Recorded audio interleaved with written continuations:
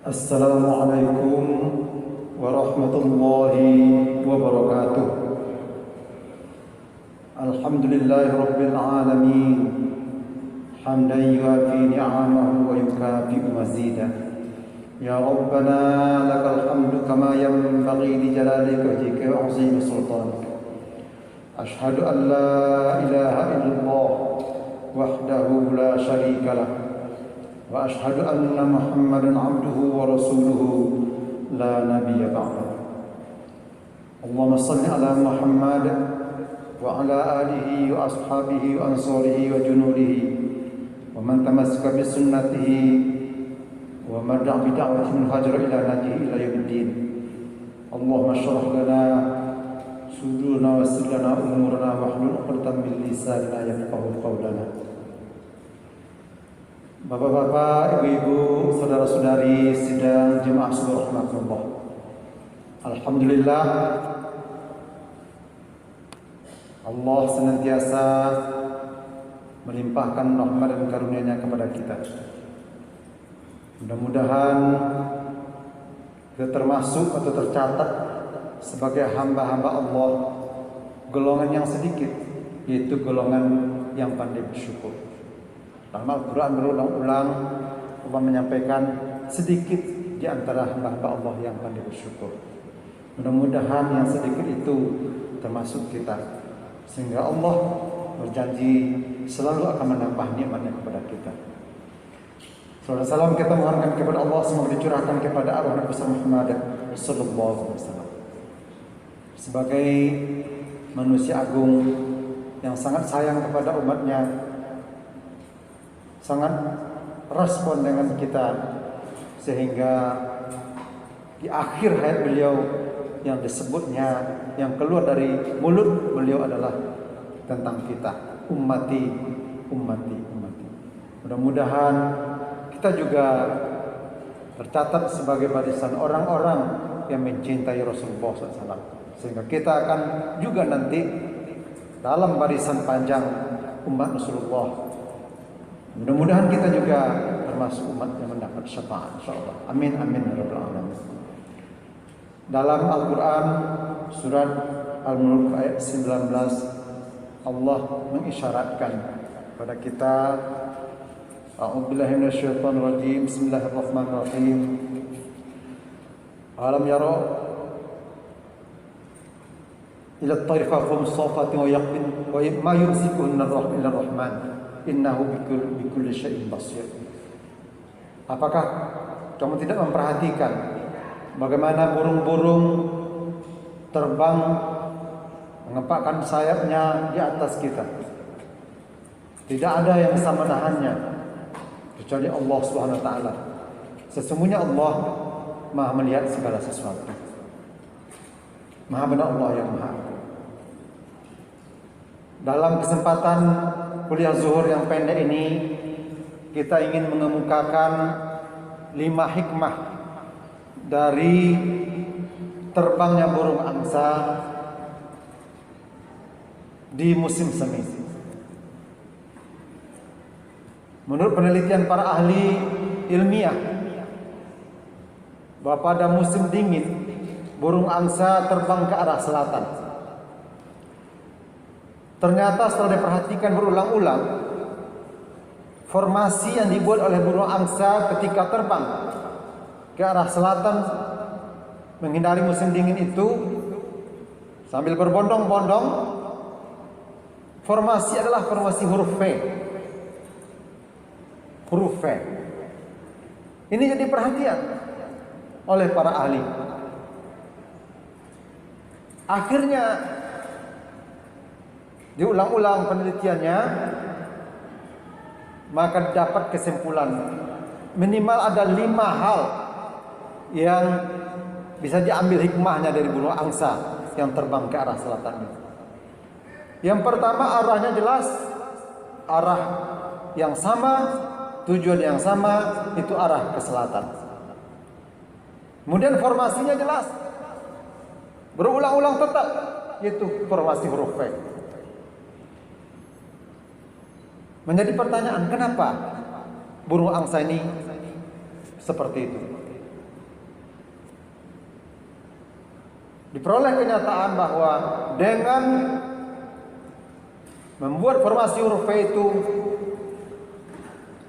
maka udara yang dibutuhkan untuk terbang itu jauh lebih sedikit atau ringan, sehingga dia mengepakkan sayapnya tidak terlalu susah untuk yang berada di barisan kedua dan ke belakang, sampai ke belakang. Yang berat itu hanya barisan pertama, tapi barisan seterusnya itu tidak terlalu susah. Dapat angkanya 71% lebih jauh rute terbangnya ketika dia memakai formasi huruf V itu dibanding kalau dia terbang secara sendiri-sendiri. Artinya dia mempunyai tenaga yang lebih jauh, lebih hemat 71%. Kalau dia terbang seekor, mungkin dalam jarak sekian dia sudah letih, tidak bisa lagi. Tapi dengan bersama-sama seperti itu, dengan arah yang sama, maka bisa lebih, hampir 100% lagi, 71% dia bisa menambah masa terbangnya dan rute terbangnya.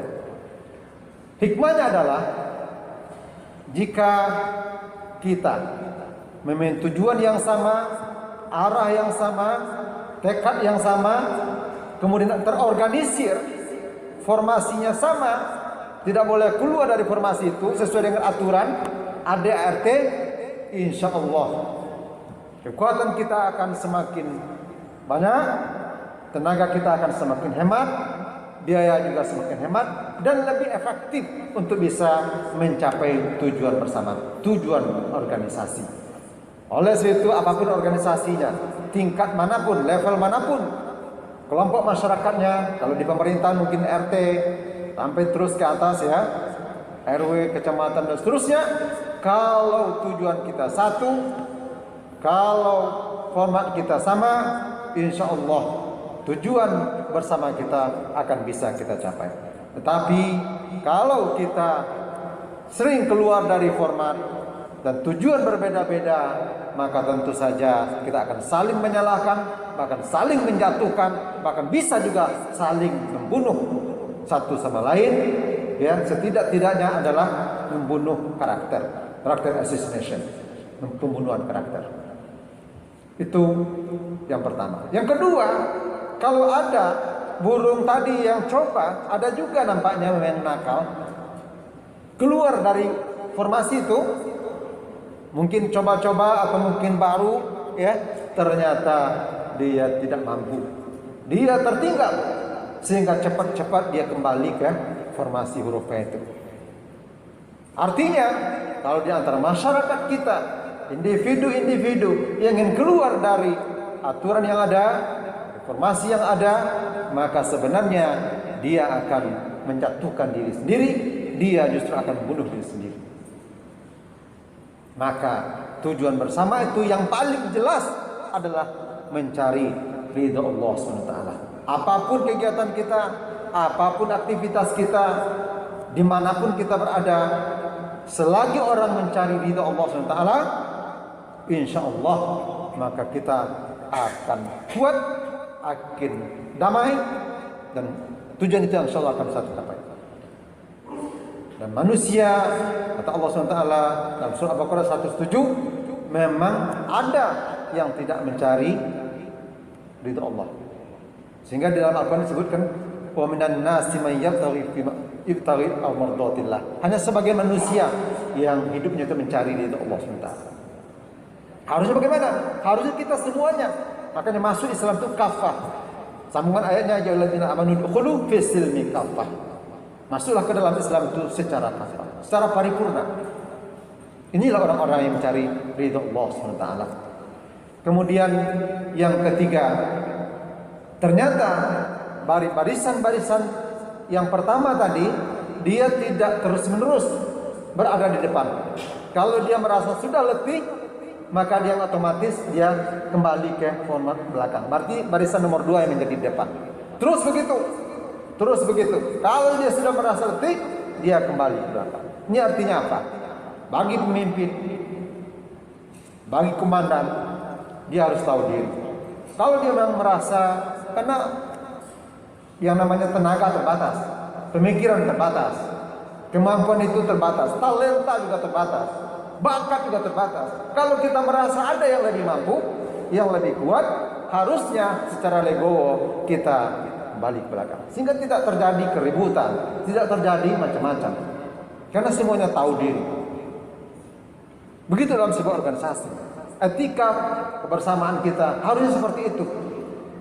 Tapi inilah yang susah, dan ini harusnya pendidikan yang harus dimunculkan dari awal.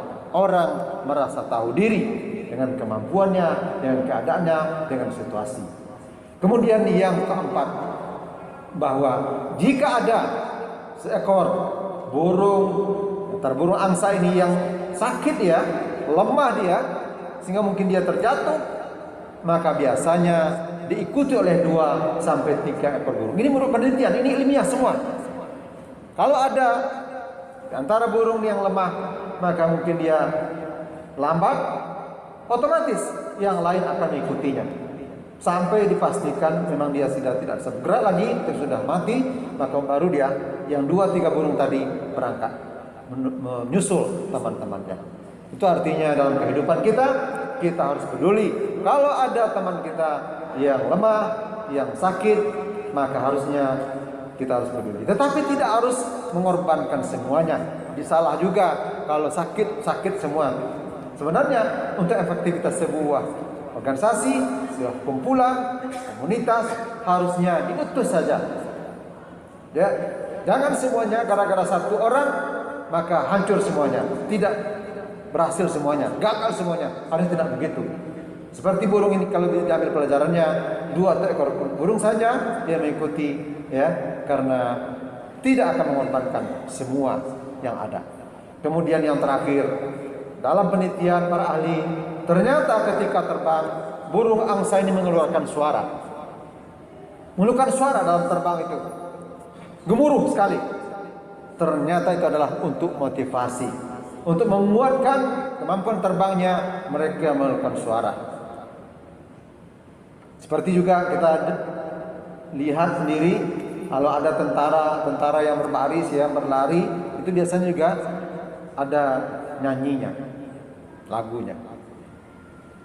Kalau ada orang latihan seperti itu, fisik, ya, gitu, ada diikuti oleh dengan lagu-lagu. Itu apa? Memberi semangat.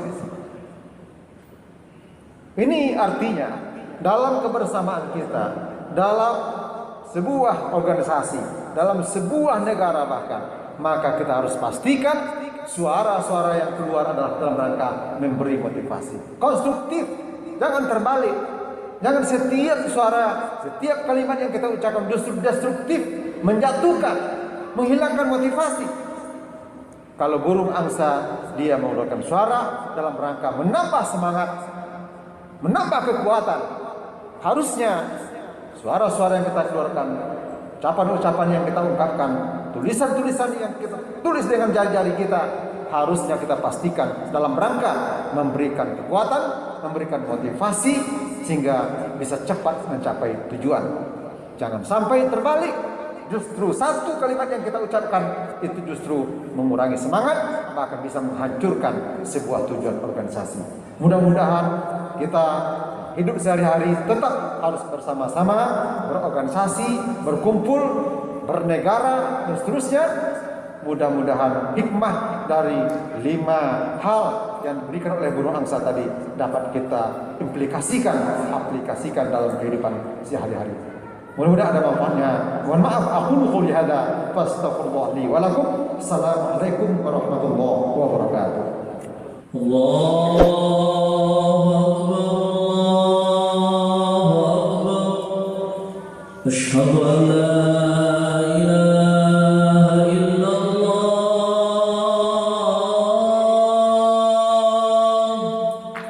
Asyhadu anna Muhammadan Rasulullah.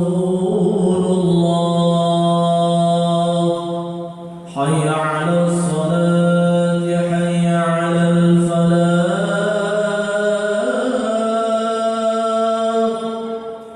قد